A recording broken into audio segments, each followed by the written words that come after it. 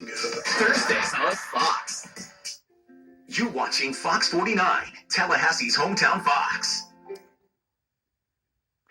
Straight ahead on the news at 10, the community comes together months ahead of Arbor Day to celebrate the holiday, the reason for this premature gathering. Plus, parents learning to empower their kids, a Tallahassee school putting valuable resources front and center. But first, the discovery of a body launching a homicide investigation on Tallahassee's South Side. Your first news at 10 on Fox 49 starts right now.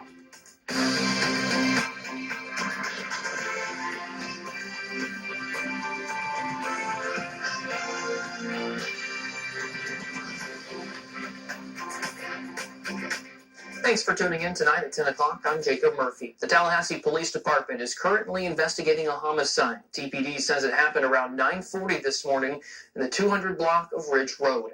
The body was found on Ridge Road between Maurice and State Streets. Neighbors surrounding the area telling us they were very concerned about the scene, saying that the residence where the body was is an abandoned home.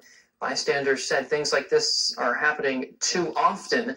Now, TPD officer Kevin Bradshaw says that the community is safe and that they are working to decrease violence in Tallahassee.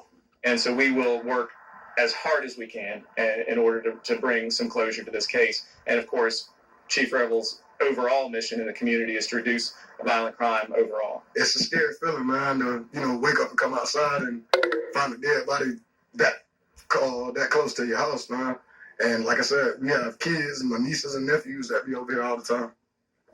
Investigators were on scene in the morning and throughout the afternoon, following up on any possible leads, including anything linking the death to the original call for an alarm. Investigators are asking anyone with information about this case to please contact them. Staying in Tallahassee, family and friends mourning at the funeral of Jeremiah Bruce today. This is video of a vigil that family and friends held last weekend. Jeremiah was the victim of a hit and run several weeks ago. Sadly, he passed several days later. His family remembers him as an entertainer with a kind soul. He leaves behind a 4-year-old daughter. No arrests yet in the case. Another funeral this morning. This one was in Quincy, where friends and family said goodbye to a Gaston County Sheriff's deputy. We reported last week Captain William Moore passed away after an extended illness. He was fondly remembered for his many years of service at the Gaston County Jail. The service was this morning at the National Guard Armory. A plane crashed into the backyard of a home in Lake City. Authorities confirm that the pilot of the plane has died. They also say the home was damaged in the crash, but the residents there were unharmed. Police are still looking into what exactly caused that fiery crash. A 2-year-old girl in Florida is recovering from what appears to be an accidental shooting. The shooting occurred at an Ocala townhouse. Investigators believe the kid may have been shot by a sibling. Authorities say she has a wound on her upper body, but it isn't life-threatening. The girl was taken by helicopter to a Gainesville hospital.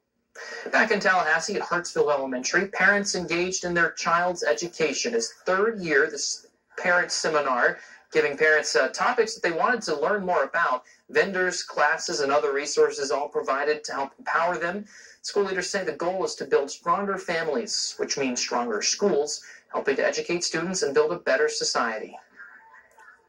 They take home one bit of knowledge that they didn't have before, implement it in week 1. Dr. Flanagan hopes parents feel empowered with information ready to implement it at their own home. Staying in Tallahassee, the Florida Community Law Center held a red ribbon cutting ceremony today for their new location. The Law Center is now found inside the historical FAMU Foundation building. They will continue their fight there to educate as many people as they can about the law. Representatives saying it's a place for everyone.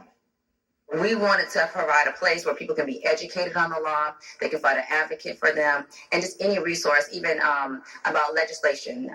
What does it mean? Like, what are the different laws that are going to be passed, and how can I be involved? The ceremony included a toast, a tour of the new facility, as well as refreshments for the 24 guests that were in attendance. In Franklin County, the sheriff's office there participating in a 3-day training program this weekend called Project Lifesaver. It's designed to improve responses to incidents of people with Alzheimer's, autism, Down syndrome, and other related disorders. It'll help when those people have wandered from a safe location and cannot find their way back to safety. It's the first time the agency has conducted that kind of training. Back in Tallahassee, the community gathering at Martha Wellman Park today to celebrate Arbor Day a little early. Now, the holiday doesn't happen until April, but organizers say it's all about planting when the season is right. And for our area, that is now. Leon County and the city of Tallahassee partnering to give volunteers a chance to help the earth by planting one tree at a time. Gets a lot of the people here in this community, gives them a chance to kind of get back into giving back to the community, gives them a chance to learn a little bit about gardening and about the local native plants in our area, and make our park a better place. That park is home to more than 500 native and migratory species that call Tallahassee, Leon County home. Also in Leon County, the 2020 Red Hills Fire Fest over at Tall Timbers. They had live music, live wildlife, like that snake right there, as well as a prescribed fire demonstration. The event giving folks a chance to learn more about the benefits of intentional burns, the people who use them, and why. Red Hills Fire Fest is all about providing a fun way for people to come out and learn. Sometimes prescribed fire can be a complicated topic, and so we want people to be able to come out, see it firsthand, and learn in the way that works best for them. Firefest is a biennial event. That means the next one is set for 2022. All right, take a look at this. It's the kickoff to Tampa's annual Gasparilla Pirate Festival.